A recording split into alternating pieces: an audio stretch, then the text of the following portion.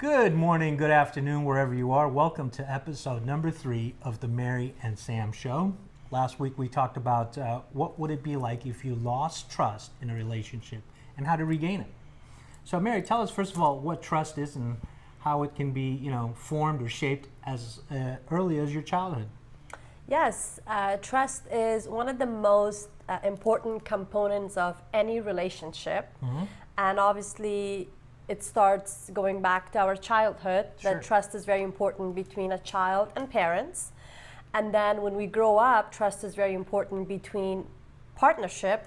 And then obviously it leaks and goes to your work as well, because it's important to have trust at work between workers and employer and employee. Sure. So specifically as it relates to relationships, tell us what we can expect. Yes, absolutely. So when we, as babies growing up, trust is very important between babies and parents because it represents safety, security. Mm-hmm. We want our parents' physical appearance to be there because that's your first point of contact. We trust our parents for everything. And when that trust gets broken or gets lost, then as an adult, it shows up in our life in different shapes and forms. And some of the ways that trust could get lost, it could be through, as a child, could be through either mental or physical abuse. Oh, yeah. Could be through sexual abuse. Could be through deceit and lying. Mm-hmm. And as an adult, when we lose trust, could be through infidelity.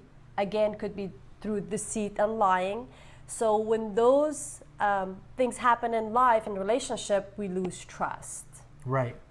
And one of the most important things to remember is also that, a lot of the things that are happening to you in your world is happening on a subconscious mind level. And Sigmund Freud was the first person who talked about this, is that there's the conscious mind, the unconscious mind, and basically the subconscious mind. The thing you want to remember is that 95% of all of the things that's going on happens in your subconscious mind. Yep. Right now I'm breathing, I don't have to think about it. Yeah. Sometimes have you ever driven home and you were on your phone? Guilty. Yeah. Right? You were driving, I could be driving for 4 or 5 minutes and I have no idea, because I was paying attention to my phone while I was driving, I kept on driving. I didn't crash, but that's your subconscious mind taking over. So a lot of the mental processes that's happening in your world is usually your subconscious mind. And that gets built when you're a child and it gets reinforced as you grow up. So a lot of times people will be in a relationship, they'll have trust issues. They don't know where it's coming from. Yep. And what that really means is it's happened somewhere along the line in your childhood and it's showing up in your relationship now. Yes, very good point. It's like that iceberg effect, it's mm-hmm. like it's hidden. Right. Like we only see the tip of the ice. And what's underneath, it's how we go through life and how we get treated, and our behaviors show up on the surface, which we don't know why we do what we do or how we behave. But ultimately, it all has reasons. I can give you an example of a person that I was working in the past, a very young lady, very bright, smart, intelligent, educated, and she constantly had relationship issues, a major issues of not being able to trust. And so through coaching sessions, we kind of go deeper, dig deeper to see where's that coming from, where's that foundation, where did she lose trust? She grew up without a father. Ooh, okay. So I know this is kind of taboo. People say, oh, so-and-so is having daddy issue. But in real life, it actually does affect you if you were brought up without a father, because she didn't realize that was the core, issue for her, because he was not, there for her. Right. And then so she's heavily relying on her partners to fulfill that need because she lost that as a child. Mm-hmm. So then, as an adult, you're confused, and you're expecting your partner, your husband, to be like your father, fulfill that need, and also fulfill the need of being a partner. Yeah. Which puts a different obligation on the partner. Yeah, because then he gets confused what role to play. Wow. So that, people don't know, because that's where it's coming from. but that's the need for that. And ultimately, what would be the solution is for her to realize that was the cause of the issue. Right.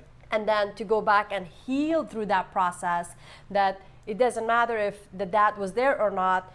All she needs is the foundation for security, for love. She wants more love. She wants, that security. Right. And ultimately to know that, and then at this point, she can give it to herself through different ways and doesn't have to expect a partner to also act as a father. Yeah. I think sometimes a lot of this, is happening subconsciously, so most of us aren't aware of where it's coming from. Yeah. I mean, that's why it's called the subconscious, right? Right. But the thing to realize is a lot of times, in most cultures, especially in ours, we're taught not to ask for help. Yeah. If somehow you go to somebody who's a coach or a therapist, that you're weak, Yeah. or there's a problem. Yeah. And oftentimes these things go on for so long that now it's just become second nature to you. Mm-hmm. You're having problems, you don't want to talk about it. You were told to just get through it, and so what ends up happening is that shows up as a strain on the relationship, and that can be a big problem. Well, that is so true because, when I was really younger and I didn't know about the concept of coaching and therapy and all of that, I felt like I was alone with my own issues. I felt like nobody else has those issues. I'm the only one. Mm-hmm. And you feel ashamed to actually even discuss or say that, because to the public, we have a different face, right? We That's represent a different image of ourselves because we don't want others to think like, oh my God, you have the problem. But realizing that it's life and everybody goes through ups and downs. Mm-hmm. And so we have to know, where we lost the trust or whatever that roadblock that we came across, and go back and seek help and, heal from that process. Sure. Okay, so tell us about, another example of people that have been sexually abused. I know this is a touchy subject, and it can be very, very disheartening because it shouldn't happen, but yet it does happen to a lot of people. And that can cause a lot of problems with people trusting people, doesn't it, Mary? Definitely, yes. Yeah. I know that getting sexually abused is the most crucial way that you could damage a person, and obviously everybody thinks that's wrong, but when somebody gets sexually abused, especially by a close family member, and by the way, that happens in every culture across different countries. Right. It doesn't matter that you're from this part of the country or that part of the country. I've seen it happen to everybody. It's just a human behavior, and whatever. The way it happens is, obviously we're not going to get into it why that happens, but how could that affect someone in a negative way as an adult functioning and in their relationship when you're sexually abused? I want to give an example. It was a great lady that she was a businesswoman, and when I was coaching her through, for business, I noticed that there was a lot of roadblocks in her relationship where it was non-existent. They were partners, they were living together, but they were not intimately involved. And I asked questions like, let's look at the wheel of life. Were you happy? Were you not? And I noticed that in relationship department, she gave herself like very low score, that she was not very satisfied. Sure. And I said, can you talk about that? And when she talked about it, there was a lot of issue with trust. And obviously, again, subconsciously, right. She didn't know why that was happening. And then when I asked a lot of questions, she told me that she was abused when she was 15 by her father sexually. And she got pregnant when she was 16 by her father. Ooh, wow. And yes, and obviously it's a very, very touchy and very painful subject. She said, I don't want to talk about it. And I said, I understand you don't want to talk about it, but we need to just talk about it once because you obviously need to heal. Mm-hmm. And she said, I don't need to heal because I don't think about it. I don't think it's affecting me. The subconscious mind is just put that away, shut it down in the locker, down in the basement. Exactly. But one of those things that I noticed is anytime you hide anything, it tends to keep popping back up. Yeah. And it doesn't necessarily show up in the way you think, oh, I'm having these thoughts about what happened, but it's actually in other behaviors in you that's showing up. that's causing you roadblocks in life. Yep, I absolutely. mean, this can be very, very damaging if it's not dealt with. Exactly. It leaks in other areas of your life. It's Yeah. not dealt with correctly, like Sure. you said. And obviously, I help her understand the importance of healing through that process and forgiveness. And then because it opened up so many different areas of her life to start enjoying that relationship and ultimately trusting her husband. Because subconsciously, she could not trust men, period. Because if you were abused by your father, the most person that you are supposed to trust, how can you trust anybody else? Yeah, right. Right? Yeah, that's a tough one. It's Yeah. a very, very tough thing, and that needs to be talked about. That needs to be in therapy. It needs to happen. Otherwise, that'll set you back for life. Yes, it does affect you, and it from really down inside makes you really sad because you course. don't know it. It maybe happened a long time ago, but again, it does show up in your behavior. Yeah. And being in a relationship and not being intimately involved with your partner, that right there should tell you something. There's a reason why you're not intimately involved. Yeah. Right? That's a big red flag Yeah. in any relationship. Absolutely. Right. And I know another person, I mean, this doesn't happen to women all the time. Obviously, abuse happens to men as well. So it goes Right. both ways. It goes both ways. But I know another lady, took her so many years to trust another person to get into a relationship because she was not sexually abused by her father. She was physically abused by her father. Ooh, man, this is some heavy stuff today. Yes. It makes me sad just thinking about all this stuff. Really, I can feel my energy just going down. It's a lot of emotion, you know. Yeah. So I get it. Yeah, absolutely. Right. And so I wanna give at least 5 points to help people rebuild trust. And obviously, we're not going to talk about other forms of trust. It could be infidelity is another one that, when your partner commits infidelity, how can you rebuild that trust? My message is to anybody that is watching and listening that it doesn't matter what has happened in life. You can and could and have the ability in your mind to rebuild trust and trust people again. Right. But it starts like this. You first, number one, is that you have to make a commitment in a relationship and declare that I am willing to work through this process. Yeah. We went through a period of time that we lost trust with each other. Sure did. And we got to a point that we had to make a commitment that this is the most important thing in my life. Right. And so the step number one is to make a commitment. And not only when people make a commitment, they say, well, I don't want you to be doing, whatever that they lost trust over. Could be infidelity, could be gambling, could be drinking, could be smoking, could be anything that caused for the trust to be lost. Right. Most people say, well, I expect you to not to do this again because you were the cause of it, and then make a commitment not to do it. Right. Now, that's the wrong approach. Yeah. What is the right approach? Well, the right approach is that you have to think about us versus me. That's a key point because most people, like you said, they want to put blame on somebody, shame somebody, and don't understand why that person is going through that. If you can put yourself, rather than pointing fingers and blaming and shaming, then you can get past that. So I think a key component of rebuilding trust is to help understand why that happened in the first place. Yes. And get beyond it.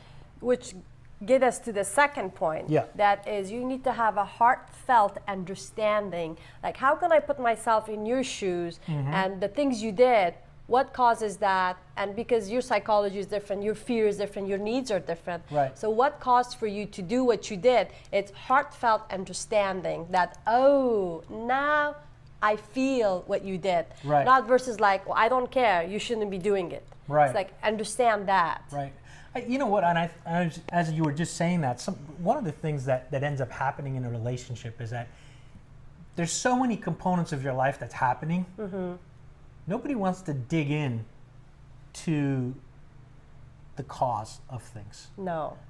So it's just like judging a book by its cover. Yeah. I don't want to get into reading this because our world is so fast paced. Everything is like this. We got to get this done. We got to get that done. And so we're just going to look at something, put our judgment on it, and then move on. And the whole point about this show is that there's layers and layers of things that's happening. And if we can dig deeper, we'll have a better understanding of each other. We'll be a little bit kinder to each other and hopefully get past it. Of course, it's going to take two people in a relationship to do the right thing. It can never be one-sided. So the basic assumption that we're going to make here is that you and your partner both want to work on this, and it's just not a one-way street. Yes, correct? yes, absolutely. And I want to touch before I go to the other points is that why do we do the things we do? Why do we do the wrong things, you know? Oh, yeah. And that goes back to I've talked about this, and that goes back to the 6 human needs psychology, you know, by Tony Robbins. You can Google that and look more for that information to learn. And these are not desires. When someone does something wrong, it's not a desire, it's a need. It's like if I don't eat for days, I'm gonna starve. It's a need. People do it because it's a need. And the top of the needs are, you know, it's the survival mechanism, right? Sure. It's the need for the ego. It's the number one, again, is it's certainty, security. Number 2 is variety, doing things for fun that, you know, gives you that spice of life. Right. And number 3 need is validation, significance, you know, that I want to feel respected. Number 4 is love and connection. We always need that love and to feel connected with somebody. Sure. And those are the 4 top needs for the ego. It's a survival mechanism. And the last 2 needs are your higher needs, which is growth and contribution. And when you start to change your life is when you start to really make the growth and contribution as your driving forces, not the top 4 needs. Yeah, I think what you want probably we should mention is that the first 4 needs have to be met before you can move on to the last 2, which is growth and contribution.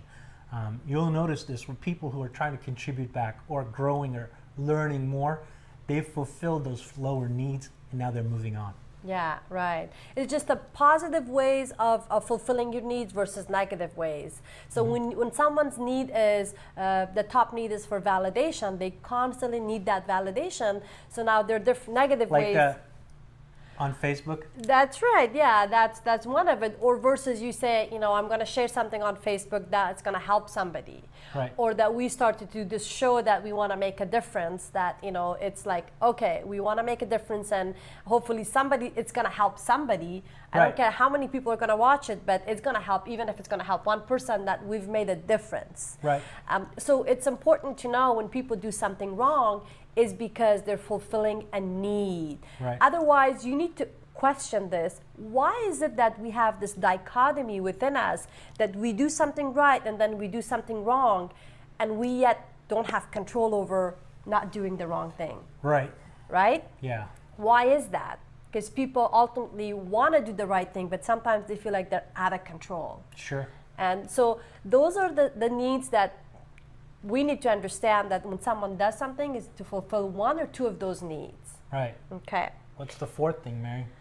The 4th thing, going back to build the 5 stages of, you know, building trust, is to sit down, talk about it, listen. You know, often when we as couples, we sit down, what's the likelihood of us sitting down and listening to our partner? But we are arguing, we're cutting each Right. other off. Right. We're saying that I'm right and you're saying you're right. So nobody listens to each other, right? And so it's That's why God gave you 2 ears, 1 mouth. It's to share. I'm sharing something, Right. you're listening, right? And then we learn from that. So and you learn, and that's how you open that line of communication. This can be so hard for somebody like me, seriously, because I tend to talk a lot. I just want to hear myself keep talking, like right now. So this is a good point.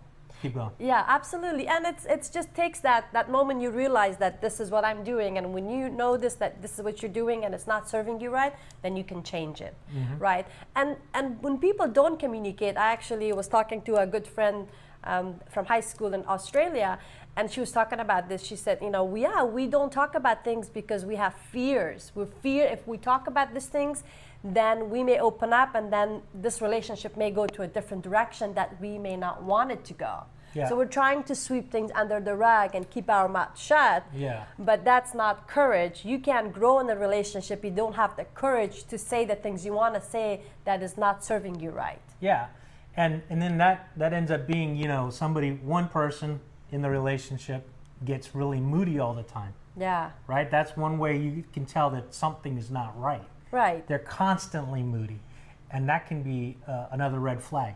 So what's the fifth thing people can do? The fifth thing is to align your values and your goals. It's like, it's us going towards this one goal and the things that we value together. Sure. Right? And ultimately leading to, you have to end it by a loving, way, like, okay, ultimately I want us to do well because XYZ. You have to express your highest intention. Why do you want that relationship to be in a good place? Because people forget. People get into arguments. They forget, why is it that you want this? Why is it that I want this? Right. To kind of align what's the greater good here? Exactly. And ultimately it goes back to that love. And it's like, hey, I accept you, I love you, and this is why I want this.